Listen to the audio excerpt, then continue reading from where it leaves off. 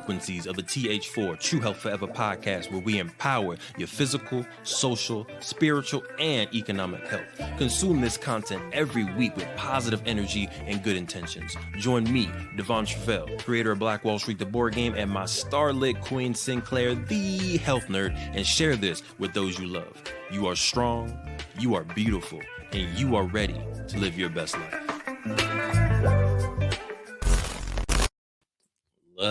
Look, this has been a beautiful $1 billion day, I would say. And the way that we started this podcast felt very different from the way that we started other podcasts. Yeah.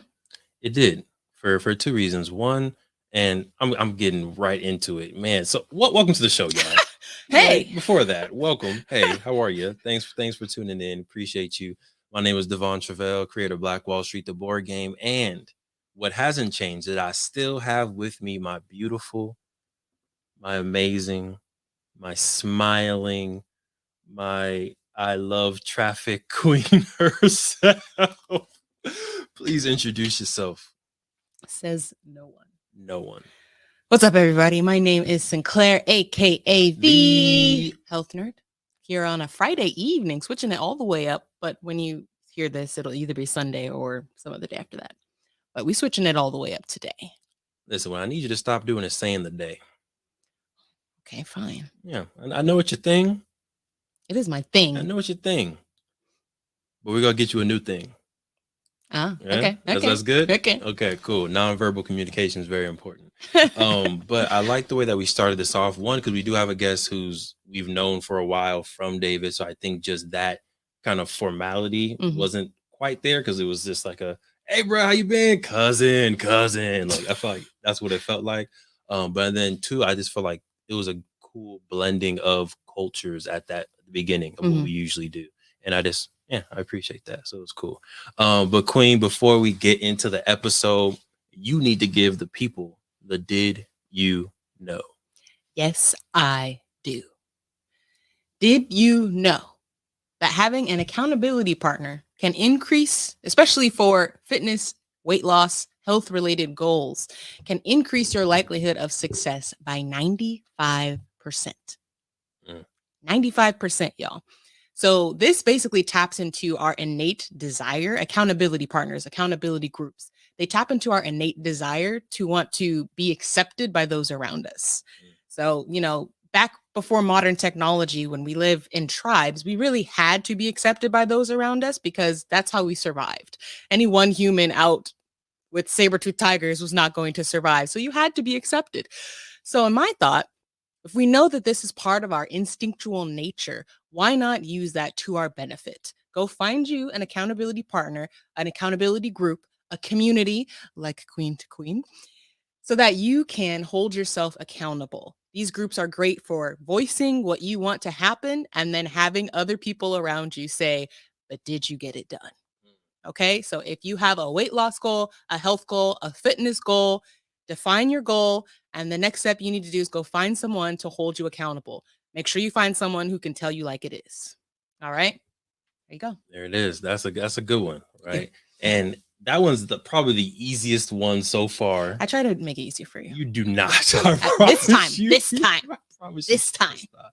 But when you think about what you want people to hold you accountable for, you need that goal. You need that finish line. You need that vision that you are working towards, that someone can say, hey, maybe you're not moving towards the right thing. And what I love about our guests today is they've been able to frame that goal. They've been able to frame that long-term vision, that drive, into an entire brand called everything, right? And the question that they ask is, what is your everything? What has you wait? Yes, Queen. You are. I'm your everything. You're so cute. Thank you. You're my everything too, baby. Oh, you're welcome. Oh my goodness. That's my co-host. That's my queen. That's my wife. But this person that we have on is the founder, creator of the Everything brand. And they're going to talk to us about their vision. They're going to talk to us about what their everything is and some tips and advice they have for you to build your brand. Queen, are you ready? I am ready.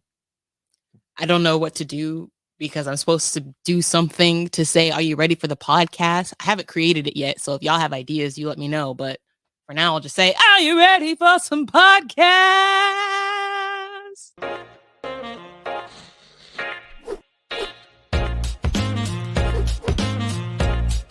All right, we're out.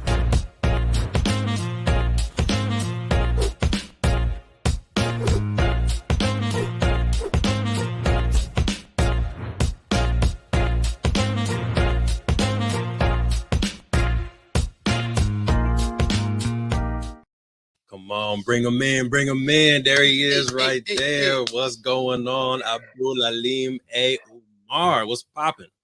Yo, what's going on, guys? Thank you for having me on. Hey, of course. You always had good vibes, man. That's why I appreciate when I first met you in Davis, right? Complete like a bright light, right? Just so much energy, so much positivity. You were like at every function, you were dancing. We had to teach you some moves a little bit, but you were dancing and stuff. Like there's always good vibes, and it's good to see today. Like you still have that vibe with you. Yes, that has not changed. Hey, I appreciate that. I appreciate that. And it was nice to see you guys in the intro. You guys saying you guys were each other's everything. That made my day. That made my day. That was cute. You can use that clip, brother. But for the folks that don't know you, can you please give a nice introduction? Who are you? Where you're from? And our starter question, our icebreaker that we like to give folks is, what advice would you have for couples, for married couples that are out there trying to make their first meal? That's heavy. Yeah. To start off, my name's Abdulaim. I was born in Oakland, California. Grew up in Berkeley, California, my whole life. So, Bay Area native. Met you guys at UC Davis. Really felt like you guys took me under y'all wing. You, Markel, Javon, everybody, Sam, and just like really helped me navigate that my first couple of years there. So uh, I really like hold that close to me. Like that meant a lot to me. So I don't know if I ever got to voice that. So I want to make sure I voice that, Devon, and appreciate that. And to answer the icebreaker question, I feel like that's a loaded question. For me, it's I'm big on planning. I'm big on formulating a plan and creating goals and um, you know just making sure everyone's on the same page. I think setting the right expectations. In terms of where you're going to get your funds from, what you're going to invest in, how you want to kind of set up your life. Having those conversations, I think, from a couple standpoint, is where I'd say probably the best place to start. Yeah, I agree. You need to have that convo, need to have that unified plan, right? Oh yeah. And I 100%. appreciate the affirmation, brother. It was a pleasure. Hey, man, it's something that I was like, I don't know if they know. You know what I mean? Like, I want to make sure they know that, um, it's not easy making that transition, right? When you haven't seen anybody make that transition from the world you might different worlds you might come from, and then to see other Black folks doing it, and for them to show you the ropes, and then you guys put me in position to be successful. I feel like from a job standpoint when I first got to campus. So yeah, and I'm really appreciative of that. Hey, easy, man. I got you. We had you. And I feel like, again, for us, like, and I think I can speak for the whole mob, the whole team. It was really the vibe that you had that was just like, bro, yeah, come through. Like, whether Nah, we're hooping, whether we're chilling, like, you just have good vibes. So why wouldn't we want you in that space? Nah, and I felt that. I felt like super welcome. Like anytime come through. Like when we ran them barbershops, like like them Fresh Cut Fridays. Like it just felt like it was such a dope environment, right? Just Yeah. everybody just chilling. Like have to like I didn't realize till later. So many people thought I was in the frat. Like so many people thought I was a Sigma, and I was like, nah, those are my dogs. Like they show me so much love, and yeah. So it's a great experience, great time for sure. Can you talk about how you're able to stay positive, how you're able to have a positive vibe despite, maybe the environment that you were in, or despite maybe things, ups and downs that are happening in your life? I feel like, you've been positive. And I think that can be a tip or a message for other people out there who are dealing with real life, COVID, dealing with, health issues, dealing with maybe money things going up and down, not in the best environment, but they're trying to get their mindset or their vibe on the right frequency. Can you talk about things that you do that help? Yeah. for me, I feel like I just try to keep everything in perspective. Um, my my upbringing, my experience growing up, my background, my parents' background, just like being a first generation, the child of immigrants. Being one generation removed from war. So Mm, it's just I think it's just maintaining perspective about the opportunities that we have, and I think the older I get, the more that I feel what really fuels me is opportunity. Just like being able to create my own opportunity and take advantage of opportunities, and be able to see them. You know what I mean, and be able to make something an opportunity that might not necessarily be one. Right. right. For me, it just like I just always am thinking in the future. Um, and I know it might be to a fault where it's like, hey, you need to be more present or be more in the moment. But I'm very much so like that. But it's what keeps me. It's like, hey, like there's always an opportunity for a better tomorrow. There's always an opportunity for a better tomorrow, not just for myself, but for my family, my friends, my community. Um, the world that I come from, and I just feel like I have a great chance and a great opportunity to have a big hand in that and changing things for the better. Yeah, love that. Well, speaking of being able to find opportunities, tell us about how you started in fashion. What brought you to fashion? How Yeah. did you find that opportunity and really take that and run with it? Yeah. So my story, or in fashion, really started um, around 15, 16, and I just remember telling two of my friends it was our last day of school, and our sophomore year of high school, and we had this little pizza place we'd go to and play pool, and just telling them, like, hey, I don't think it's too hard. I don't know, I don't remember where I got the idea from. I was like, I don't think it's too hard to, like, start a clothing brand. Um, and we talked about it for a little bit, but it didn't really go anywhere. And the next day, one of my friends kind of sent us a name. What do you guys think about this for a name for a brand? And we kind of went from there. And it wasn't necessarily like a passion for fashion. It wasn't necessarily. I think I more so had a passion for business and entrepreneurship. Um, and what I didn't recognize at that moment is in my last 2 years of high school, our brand gained a lot of traction, not only just in my neighborhood, but in my my community, my family, my extended family, where people are like, oh yeah, he runs the clothing brand. So being synonymous, being kind of put in this place where you didn't really see yourself, but now it's just like you enjoyed the business, you enjoyed the creativity.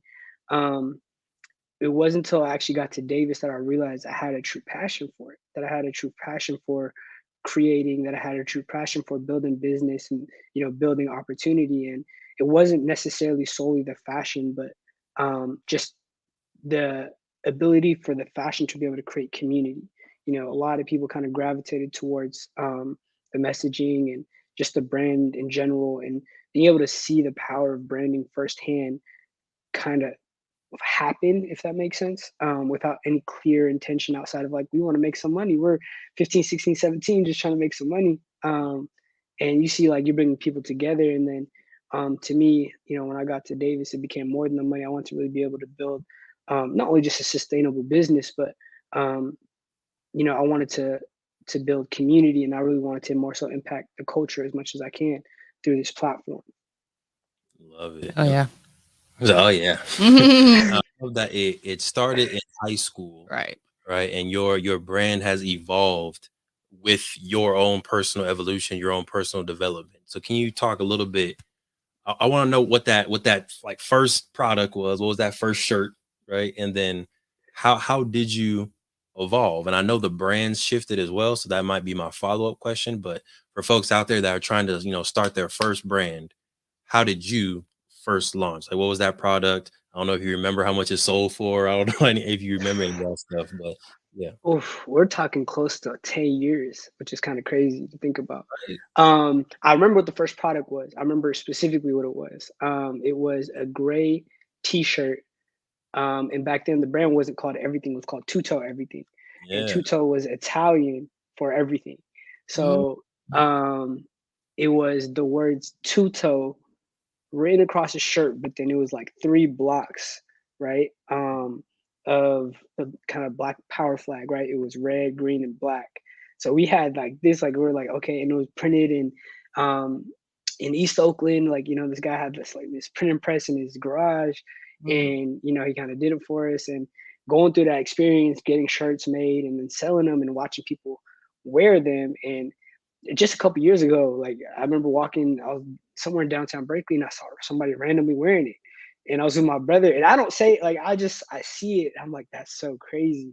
My brother is like, "Hey, where'd you get that shirt from?" And they're like, "Oh." And she was like, and then I recognized her. I think she was with her boyfriend, and I recognized him, and he's like, "Oh, it was a friend of mine in high school," and he was talking about my friend. So just to Mm. be able to see that, that progression, and see it, like, first shirt still being worn was Yeah. pretty wild. But yeah, it started off with not anything specific in terms of messaging, just like, it was just like Tuto, because we were like Italian.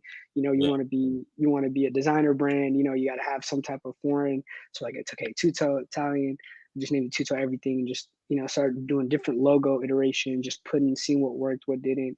Um, I'm like a in class, I'm like a drawer, like a doodler. So I'm like, anything I doodle, oh, this might be cool. Put this on a hat or Yeah. something like that. So it was a really cool process, and like started, like I said, with two of my friends, and so working together with them, and really just being able to learn and navigate this world that we weren't familiar with. I think it was a great experience at the time. And then um, you mentioned how the brand changed and evolved. We continued it. And you guys know Andrew. Andrew went to Davis, right?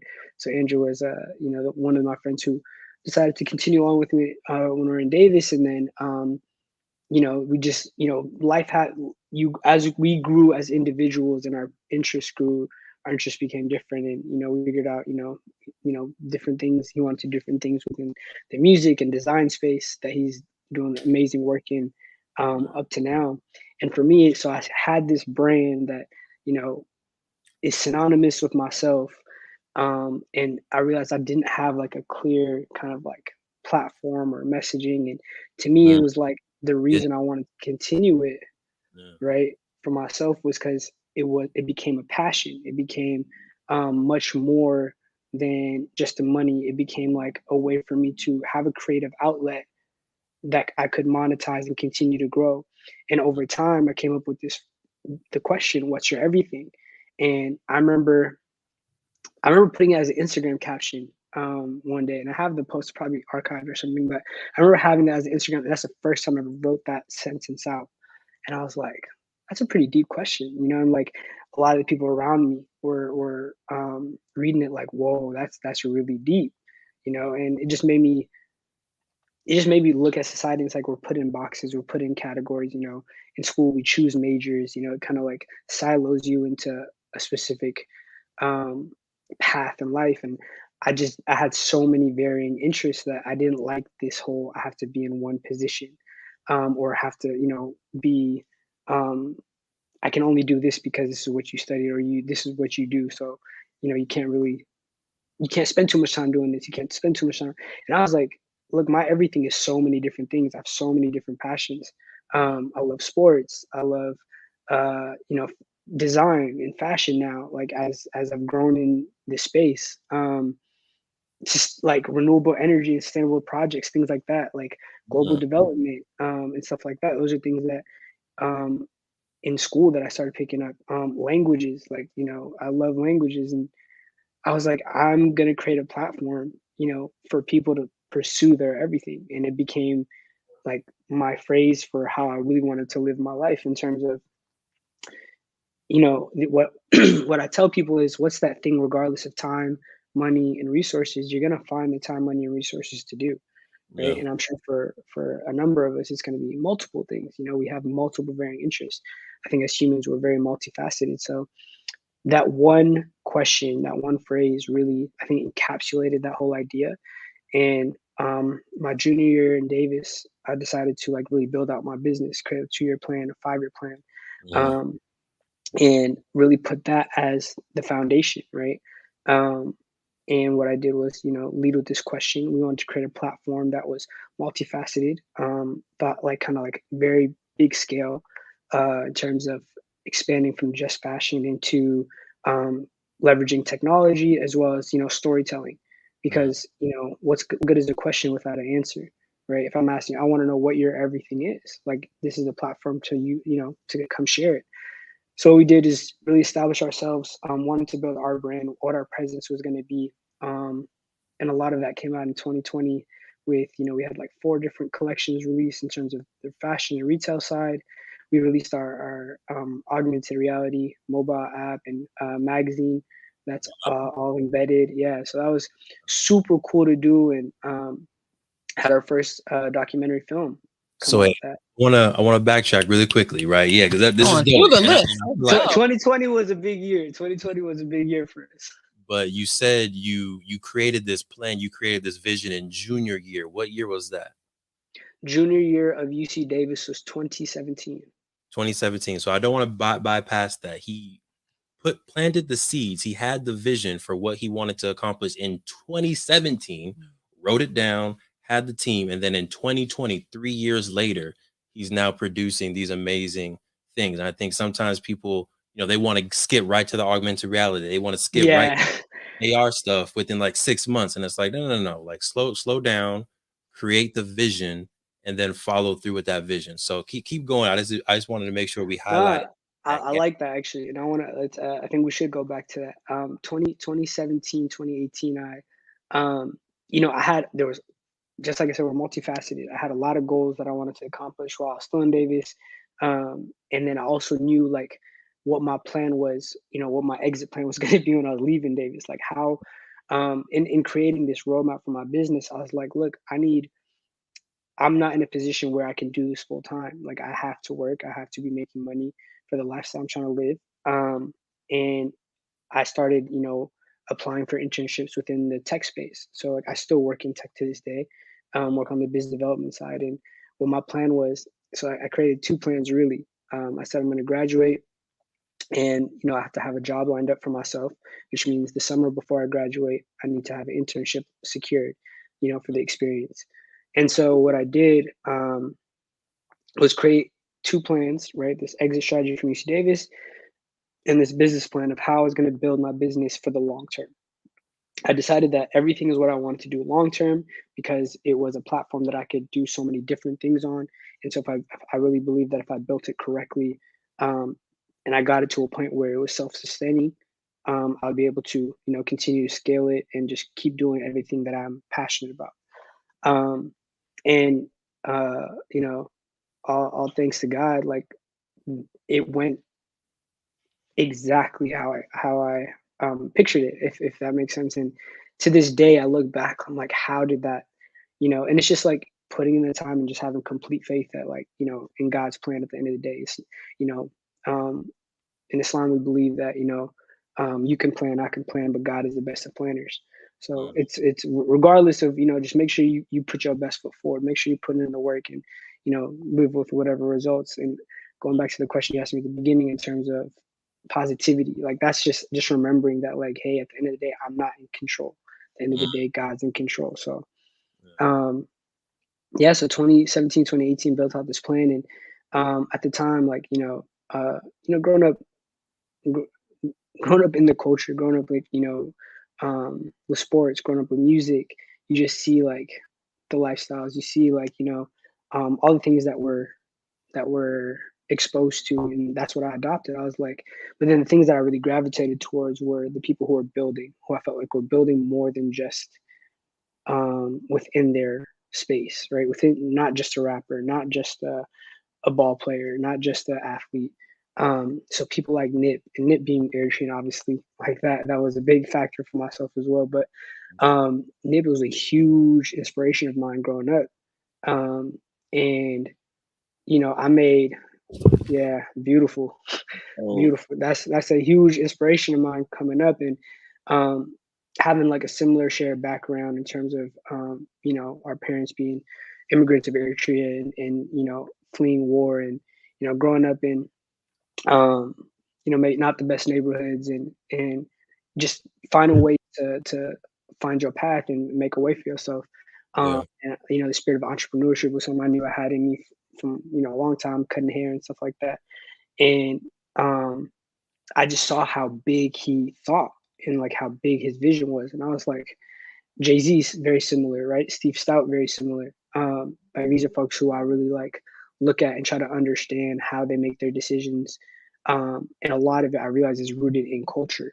Mm, And it's not about necessarily the money. It's about if you can impact culture at a high level and make people's lives better, um, the money's part will take care of itself. right. And so that's what I wanted to do in terms of scaling everything as a platform and everything as a brand. Yeah, and I think it's interesting kind of tying back in the last thing you said and one of the first things you said. One of the first things you said was when you were starting the brand, right? Tuto everything, and you started it based on the Italian culture because based on the world, based on the globe, that's where luxury is, right? Designer That's stuff. where designer stuff is. So as a platform, as a start, that's where you started. But as you developed, as you learned more, about yourself, as you learn more about business, it's interesting to how the brand has left the Italian culture, right? No shade to Italy, but it's left the Italian culture and it's been more centered on your culture, your identity, and your community, which I find fascinating how the more you go, yeah, the less you lean on a different culture and you lean on your own culture. So I can think, you go ahead? yeah, You I got was gonna say, I think that's where the power is. I think, like as a kid, you're young, you're just like, okay, you see the big brands, you want to be like them, and it's like the older I got, the more I'm just like, at the end of the day, and this is I say this like humbly, everybody wants to be us. Everybody wants our culture. Everybody wants whether it's black culture, African culture. I just think like this is the culture that drives the world. Um, and seeing that and just like really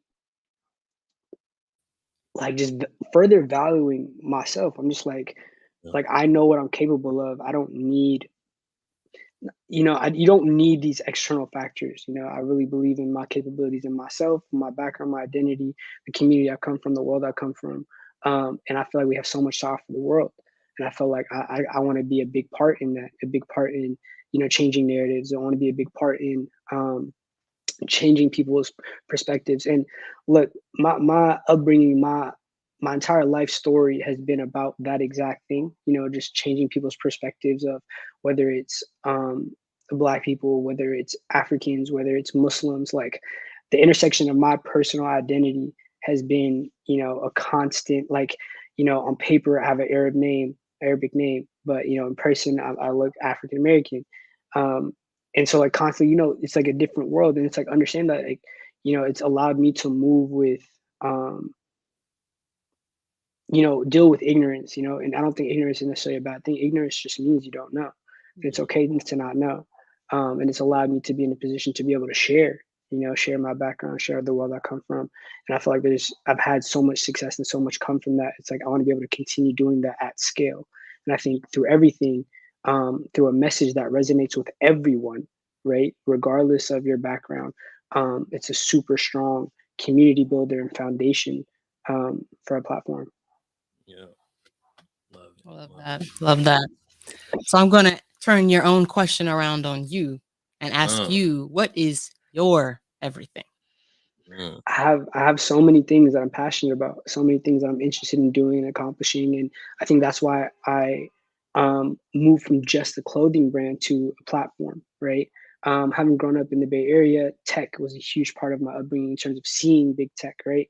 And not necessarily getting to be a part of it, if anything, getting the short end of the stick, given how gentrification affected the Bay Area, and as a young kid with a family of six, and I'm the oldest in my family, like having to move around a lot was our reality because of gentrification, because of price, getting priced out of places you've lived your whole life. So, um, and what I did was like everybody internalizes things differently, and for me, it was just like, okay, how do I get to that? Like, what are they doing? Okay, Apple is the biggest company in the world. Oh, they're right in our backyard.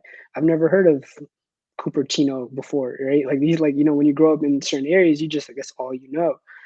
So like the whole peninsula, Silicon Valley, it just sounded like a place I wasn't too familiar with. I wasn't until I got to maybe high school, 15, 16, 17, and you just want to start understanding that world. And folks like when I got into college, folks like Idris Sandu, right? And that's because of NIP yeah. exposed like what tech looked like at that level, what it could be. For me, I was just like, I want to get into tech and make tech money, and I'm going to do the business side because I don't need to know all the coding or all this stuff. Mhm. But then the longer I've been in it, the more I've learned and understand and have been able to incorporate into my platform because I understand. I think every business is going to need a tech component, right? Um, Steve Stott has a great talk on YouTube that I just sent to everyone, talking about the three things business needs, culture, storytelling, and technology.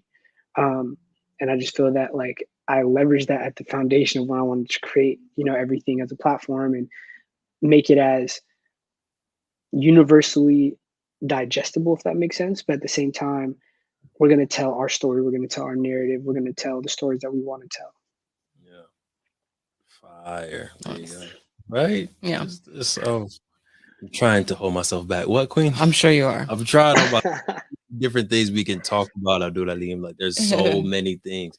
What you supposed to say, Queen? I feel like even this conversation reminds me of the conversation we had at lunch. Yeah, very much with the so. selfie, about just like listening to all the things that man does. It was very impressive to Listen. This dude, 44 years old, real dope, down to earth dude, has really good energy too. Like you, like me, real youthful energy, right? He's into real estate, he's into health, he owns restaurants, movies, buildings, TV shows, yoga instructing and health. Like he's in all these different fields at only 44 years of age. Like that's not that old. He still looked very young. But he's in all these different lanes. And I think growing up, we're taught to do one thing, like go to corporate America, be there for 30 years, or play sports and only do sports, do that for 10 years, do like whatever Stay it in is, your lane. stay in your lane. But to your point and to the Sinclair's point, like you can do everything that you have a legitimate, authentic passion for, right? Don't just do everything to do everything. But if you have the talent to draw and do music and fashion and code, do it. Right. Lifetime is like, a time. like I said, I really believe that if what's that thing, regardless of time, money, resources, you find the time, money, and resource to do, you're going to be able to do it, Yeah. And I think like after my first internship in like Taste of Corporate America, like I already knew that like I wanted to leverage corporate America for the stuff that I wanted to do. Cause at the end of the day, I wanted my time. Like I just value my time over everything else. Yeah. And just understanding business and business at scale and what it takes to grow a business. For my career, I made an emphasis to work at startups because I wanted to work with the decision makers closely. I wanted to know, how do they make decisions? How do they get money? How do you scale a business? Those types of things. And I found a lot of success so far in my career. And I just feel like I'm just constantly learning, and I feel like I'm getting paid to learn. So What have you learned? Come on You're now, about give to me. start a whole nother podcast. We really are. But from working at those startups, what are some things that you have learned, or things that you're just like you've directly implemented into everything where you're like, hey, I saw these three startups do this. We're definitely gonna start doing this in our business. yeah, so like working in business development, you just learn like, like how to grow sales and how to from a maybe a product standpoint. So things don't necessarily translate into retail, but it's just like I think the biggest thing is at the end of the day, everything is based on relationships and how you're how effective you are communicating, right? And like getting someone to want to learn more about what you're doing. I think that's probably been the biggest thing I've learned. Like at the end of the day, everything's down to a conversation. The biggest business deals, the biggest negotiations, they're all people talking to each other and like having been in rooms where you're sitting in conversations or hearing how people strategize conversations. It's not necessarily about uh, it's remembering the the humanness, right? Remembering the human interaction. I think, where everyone thinks business cutthroat, cutthroat, cutthroat. We forget that the top business folks are meeting each other for steak dinners and Golf. mortgaging whatever they want to mortgage. So I think that's a huge thing. Another thing for me has just been like how important it is to, you know, to make things efficient, just make processes efficient, understand, there's tools out there to help jumpstart, and it's the I think the hardest part for people from my background and, the communities that we come from, it's just the access to information. You don't know what you don't know. And there's a lot of things out there that, some people can take advantage of, that just aren't broadcasted that people just don't know about. And I think, being in the position I am, like I love to like, hey, if I know someone's interested, I'm gonna go connect you with this person. I'm gonna go connect you with this person. Hey, go research this topic. You're gonna need it for what you're trying to do. So it's just about, I think, sharing knowledge, sharing opportunity, and not forgetting how important the human relationship aspect of business is. Love it. Yep. So if you're liking what you're hearing right now, make sure y'all go to everythingthebrand.com. Support this young man out here who's trying to make sure that everybody is chasing after it, inspired to get their everything. All right, go to everythingthebrand.com. Follow that on everything.thebrand on Instagram to tap in, and maybe he'll give you a little extra sauce on there. I'm sure he's Hey teaching. man, I'm 100%. I'm Yeah. active. I'm active. So a few more things on here. We're about to take the spotlight off of you for a second, right? You can get out the hot seat for a second. I know we've been hitting you. Bow. Hey, Now, I'm here. yeah, we appreciate that.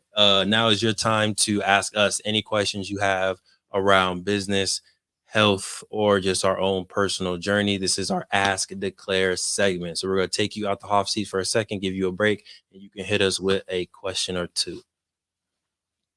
Yeah. I mean, I'm gonna start off. I got to. What's y'all everything? I know y'all started off with it was each other, Yeah, but See that? given what's your everything is multifaceted, right? What's you guys' individual everything? love it. Am I going first? You already Okay. know the answer. Okay, I got you.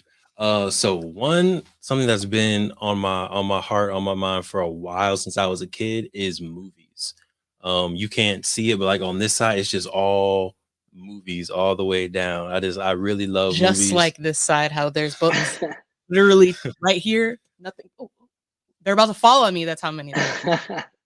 I love movies. I love stories. So it's always been in my life plan to create a film.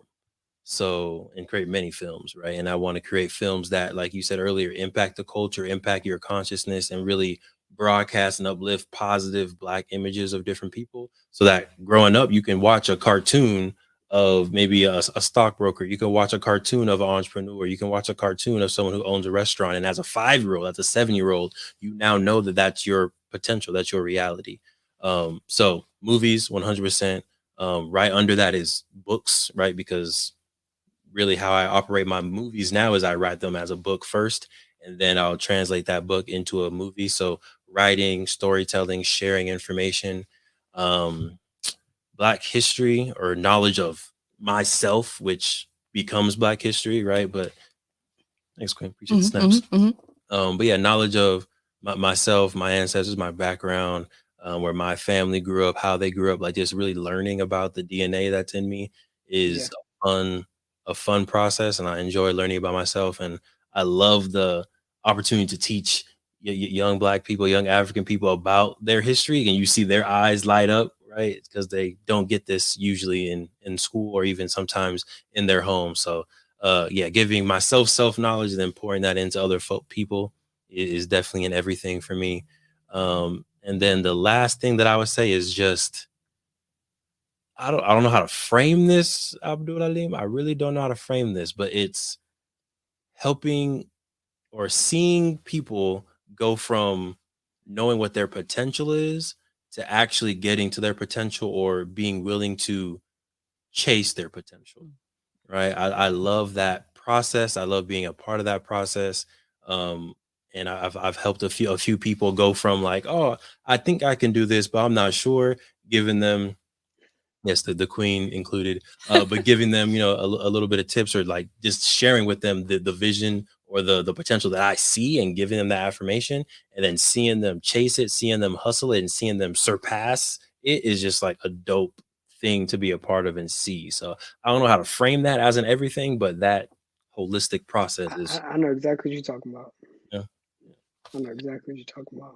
appreciate that. Go ahead, Queen. Those are beautiful. Thank you. Thank you. So I've got 4 that I at least thought of while you were talking. One, health and wellness. It's literally in my nickname, health nerd. I just feel like that is the foundation for life, truly. And then everything else is a luxury that comes after that, So health and wellness, and specifically health and wellness of the African diaspora is huge to me, just because we're left out of the conversation for so many, for the research, for the medical procedures. Like, they're not studying us, they're not figuring out what we need. So I'm big on making sure that we as a community are taking a proactive approach to health, because we have a little bit of catching up to do, realistically, right? Just because of our history. So I'd love to be part of that solution. Dancing is definitely an everything of mine. I sometimes don't even know that I'm doing it when I'm doing it. So that it's just something, since I was a kid, watching my baby videos, like they'd play music and just watch me dance. So it's in my soul, it's in my bones. My family tried to get me in other sports. It didn't work. It was always dance. Cooking. Cooking is something that I'm passionate about, and I also feel that it is I think it is just an important skill for everybody to have, to be able to nourish yourself, to be able to feed yourself, feed your mind, body, soul, spirit, everything. And then also do it in a way that feels good, that treats your body well. I think that's a huge passion of mine, is not only cooking for taste and in that kind of initial gratification, but cooking for longevity, cooking for, this is feeding my body right now, and feeding it in a good way and fueling it, but it's also fueling my spirit because it tastes so good and it reminds me of grandma's cooking. Like, that's what um travel. And travel is the last one. I'm like a completely different person when we're traveling. I Who like, isn't? Who isn't? That's the yeah, that's it's the like real question. I go back to like being a little kid and just like discovery mode. I love learning about different cultures, seeing the world, just seeing, like, the world is beautiful. Just seeing like all these just natural beauty. I love it. I could go off on a whole tangent, but food, trying different foods, like I just love it. Learning languages. I love to travel. I could not get enough of it. Yeah. Well done. Those are beautiful. Thank you. Yeah. Good question. We saw it coming, kind of, but yeah, I appreciate did. you. Appreciate you. Oh, okay. You got anything else for us, or you want us to hop back into it? You let me know. Let's hop back into it. Let's hop back in. So I want to talk about. There we go. I love the different arms that you have within everything, right? So I'm gonna let you talk through the arms, but can you talk about, like, yeah, what are the different sectors that you have within everything, and like how do they come together in an ecosystem and really talk to one another? Yeah. So like I said, back in 2017, 2018, I really wanted to focus on building a platform. Because I realized if I build a platform, I can build this kind of umbrella situation. You can have varying interests under it. And after that Steve Stop video specifically, and I'll make sure I send that over to you guys. Yes. I was like, we need to have a storytelling arm, right? Like we need to have a function that story tells. Obviously, the retail and fashion is already ongoing, and then it took us a year and a half, 2 years, I want to say, to like a year and a half to really find a concept from a tech perspective, right? And at the time, I was still like formulating a team and just bringing people on, and um, my cousin who's like, we're like lifelong family friends. He's older than me, so he's always been like an older brother to me. And one of the smartest people I know, and his background is like computer engineering. And so I'm just That's having conversations with him. Yep, I'm on. Yeah. So having conversations with him, and he had recently moved to Sacramento at the time, so he was coming to my apartment in Davis, and we are just spending time, just like, what do we think we should do from a tech perspective? And then augmented reality came up, and I asked him, like, how feasible was it, to kind of build out, like how creative could we get? And the more that I got into that world at that time, I just feel like I got into it so perfectly, given where we are at now today as a society in terms of the metaverse and all this stuff. So um, getting into AR and finding out how we could do it and make it unique to everything, as a platform, seeing inspiration from folks like I Just Sandu and how Nip created the virtual store and what they do with AR in that sense, and then being able to implement it. So in 2019, when once we really started working and putting together this foundation, right? We called 2019 the foundation, or 2020 the foundation year, where we were like, we want to tell the world what everything is, right? Like through fashion, through storytelling, and through the technology, and just like allow for these three branches to be announced and exist, right, as functions of our um, platform.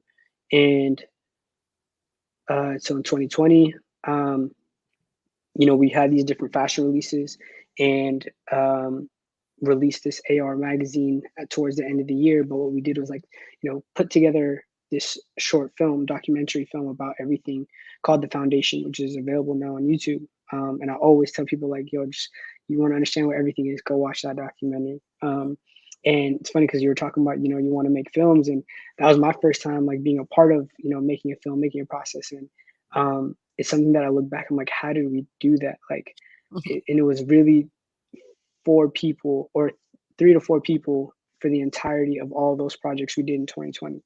And just taking the stuff that the entire world's going through with, COVID, um, and then finding a way to find like positive aspects of it. We're like, look, all we can do is work right now. Like, let's just put these projects out, these stories out, allow for the brand to really grab its foundation within people, um, and then scale from there. So, we've had some more retail lines, we've done some more personalized augmented reality projects for other artists, capturing their stories, part of their album releases, promos, and stuff like that. And when you That's that, is it only available on the Everything platform, or you build it for them and then it's whatever their platform is? So that one was a combination. The one we did was a combination of our platform and their platform. So what they wanted to do was take a physical pin, that had like part of their album, and with through our technology, you would scan, in your camera, you'd scan the pin, and then this whole entire experience would kind of pop up in augmented reality. Mm, And that's one iteration of the project. And now we've moved from just like, being only on our platform, to where, we're doing web-based AR. So anywhere you go, you want to experience, like, for example, we have an AR experience live on our website. You can do it at any time, and you can just go to everything the brand, and there's this rotating experience, and you click view in AR, and you just place it, and you can experience wherever you are in the world. So um, just continuously, as the technology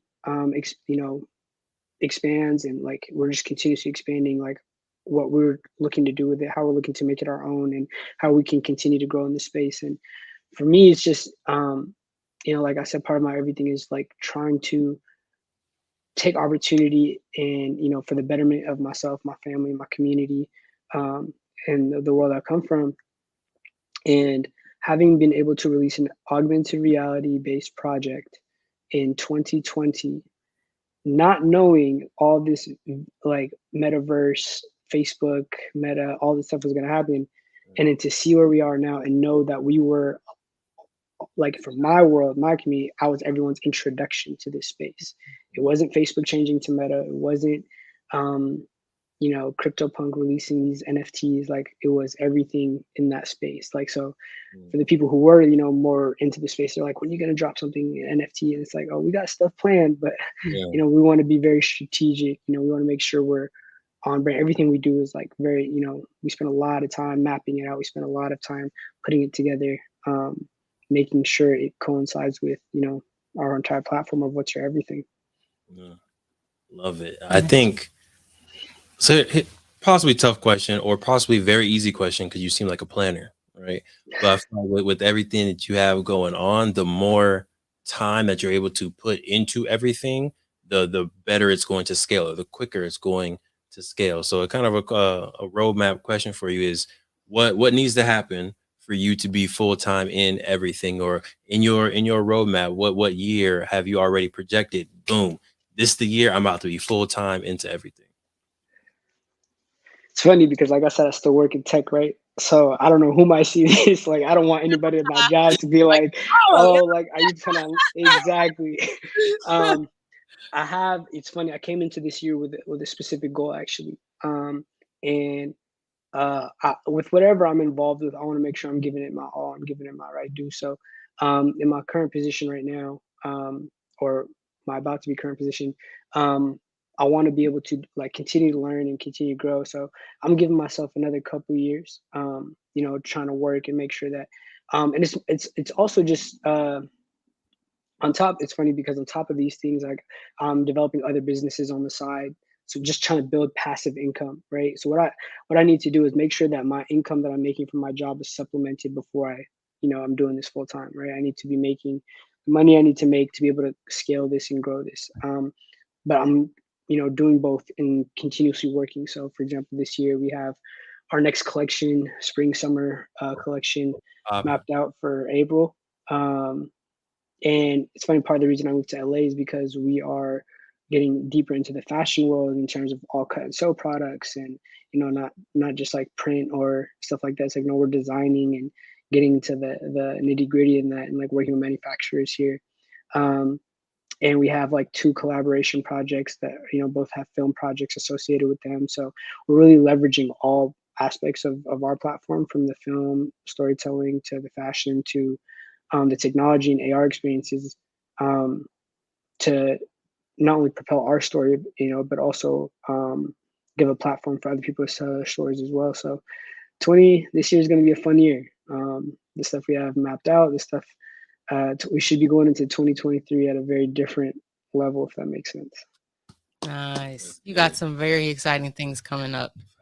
So That's it. along I'm that same way, excited. like, you already kind of thinking about the future. So let me ask you a kind of a futuristic question.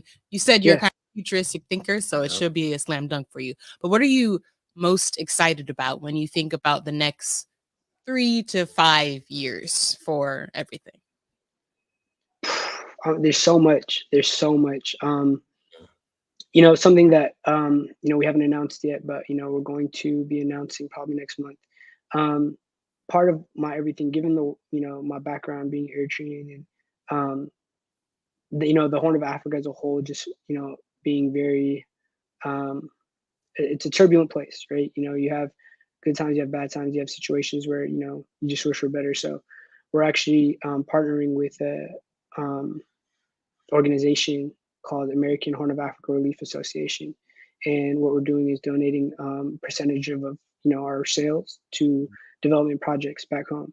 So it's funny because at UC Davis I actually studied international relations and world trade development with an emphasis in um, global development in sub-Saharan Africa.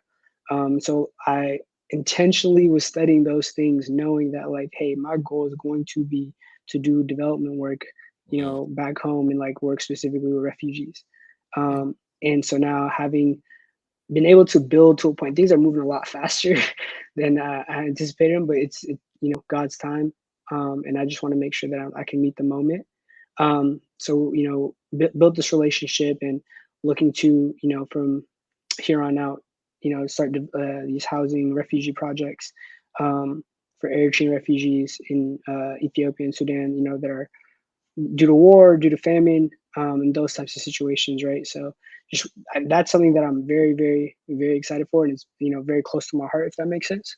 Yeah. Um, and but then on top of that, just like the cultural impact, my biggest thing is I want to be able to impact culture at a very, very, very high level.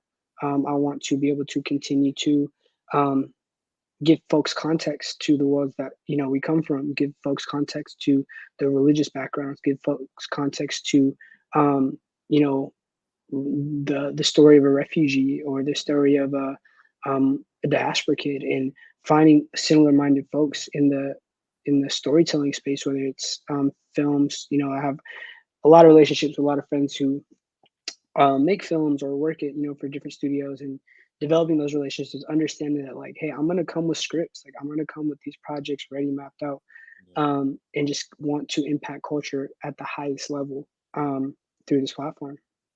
Yeah. Fire. Nice. So, man, I'm trying not to get too deep right now, but I feel like We can have him back there we can have him back. if he Can you agrees. can you come back? I'm always available. I'm loving this conversation. I'm not gonna lie. It's good. I'm gonna hit you with one more. I'm Yeah. gonna hit you just this last one, Queen. Okay. It's right here on I'm the gonna hold you tip. to that. Okay. But I feel like we feel it with Nip, we feel it with Walt Disney, we feel it with Steve Jobs. I feel like visionaries unfortunately don't see the impact that they have on culture, right? We know that they're creating impact when they're alive, or possibly they know and they have that attention.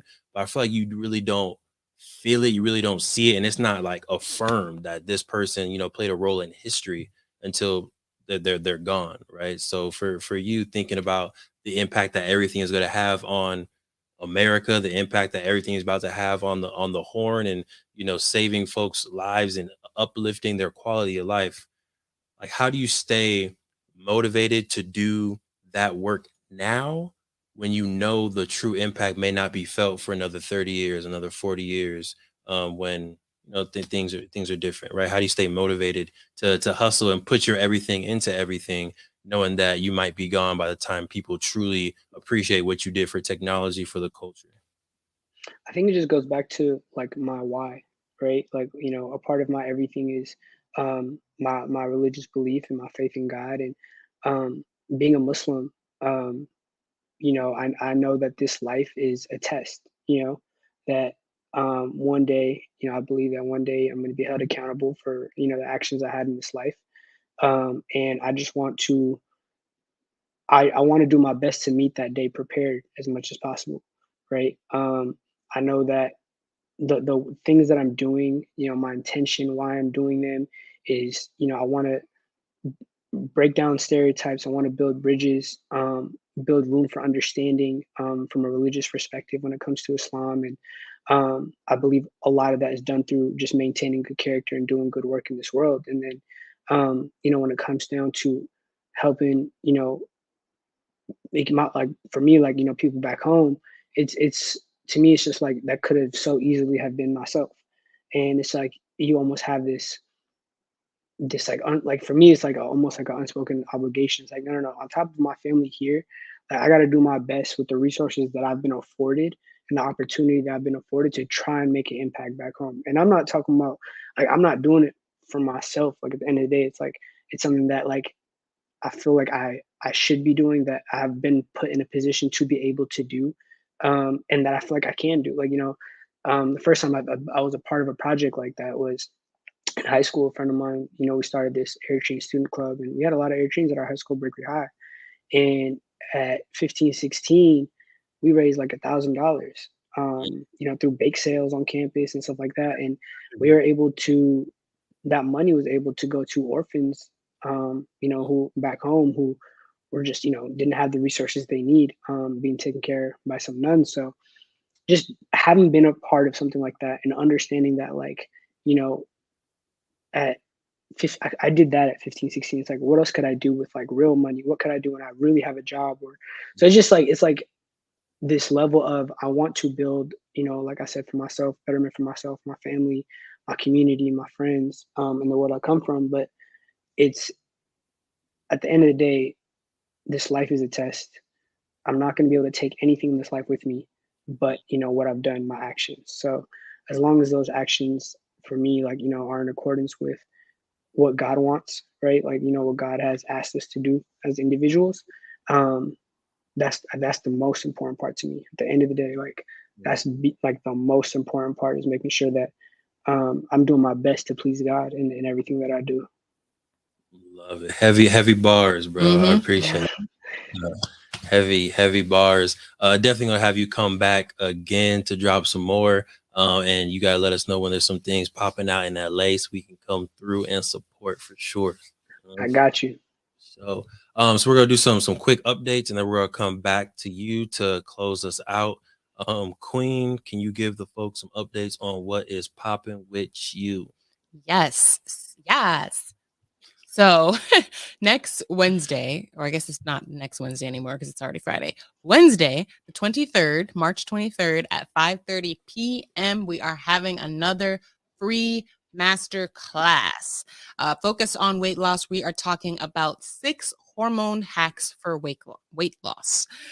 So basically, we're going to be talking about different things that you can do to make your hormones happy, keep them happy so that you can start releasing some of the excess weight that you're trying to lose.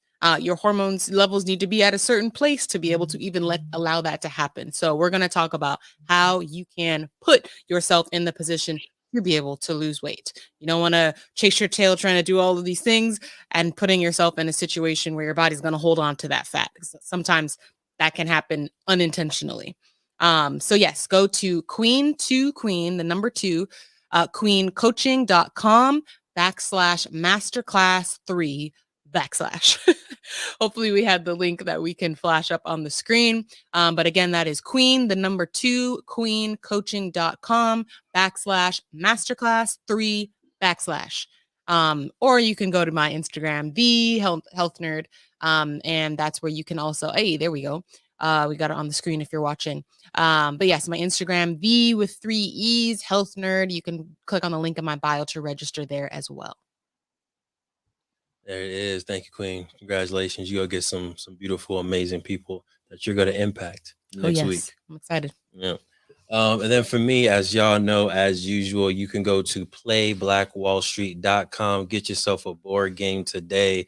We've had some amazing energy from schools that we'll announce a little bit later. We've had some great partnerships with the Black Students of California United. We did a presentation last week at UC Davis. Abdulaim. It was a dope. Like it was in Geet Hall, right where the dating room used to be. We had students in there giving a presentation like I was a professor. It felt cool, man. It felt real cool. That's amazing. Right? Appreciate you, man. It's been dope. So if you're interested in getting yourself a game, go to playblackwallstreet.com. We're also having the premiere of the Black History Adventures of Rose and Rodney, our first animated film installment that is going to be going off. That's going to be, thank you. That's going to be released March 26th. We have 2 show times, one at 11 a.m. and one at 3 p.m., both Pacific Standard Time. You can find that information on the Play Black Wall Street website. And lastly, where is it at? Lastly, we have the Launch It book. I know I've been talking to y'all about it, but I've never shown y'all. I don't think I've ever shown them the book. So if you're watching on YouTube, we have the hardcover version of the Launch It book, and then we have the paperback version in case you take notes and you're violent with literature. If you're violent with literature, you're going to want to get the paperback for sure. But you can go to www.launchitcommunity.com. This is a simple, easy to read book to help you launch your business and get it off the ground so you can start making moves like everything. Start making moves like Queen to Queen. Start making moves like we are over here. Launchitcommunity.com. Appreciate you. So as we close, this was a dope one. I think we could have easily went 2 hours, but I know you're hungry. I know you got things to do over there. So we gonna cut it short. We're gonna do a round 2. Cut it short. We're gonna cut it short. What? But if you haven't already, make sure you head to everythingthebrand.com. Get yourself some swag. I know I'm about to get me a sweatsuit because everything's as in I need 2, or as in you're gonna steal my 1. Doesn't matter. I'm aware with regardless. Okay. I'm getting 2. Head to everythingthebrand.com. Get yourself some swag. As you head out of here, if you can please affirm, and the answer may have changed, but the best way, in your opinion, for folks to make their first $1 million, and then just any wisdom that you would like to give folks as we end, Abdulaim. Yeah. To affirm in terms of a couple, just making sure you guys are on the same page. And then I'm a firm believer in, like I dedicated my 20s to really just generating cash flow and just making sure I can get to a position where, you can get assets that generate cash flow. So you're trading in your time for the things to make money on your behalf, and you're freeing up your time. So just live within your means and find those assets, find those cash flowing assets that will help you, grow your wealth at a faster rate, and do what you're passionate. And I think you'll find your way to the money will come. Yeah. Nice. Boom. There it is. You are wise beyond your years, sir. Like I appreciate it. You said that you were doing at 15 and 16. No. Yeah. I appreciate it. 3 years. Oh yeah. Appreciate it. Thank y'all for tuning in for another episode. We appreciate you. My name is Devon Truvel, creator of Black Wall Street, the board game. And I'm Sinclair, aka the health nerd. We hope y'all stay healthy, We hope y'all stay mentally wealthy. And of course, we hope y'all Stay true. Thank you for tuning in to the True Health Forever podcast. We hope you learned something valuable that you can take and implement into your life. Now, we've all heard that sharing is caring, and this podcast is no exception. If you enjoyed this episode, please share it with a friend, a family member, a coworker, a stranger walking down the street, anybody who you think can level up from this message. As always, we appreciate your support, and we'll talk to you next week. Be well.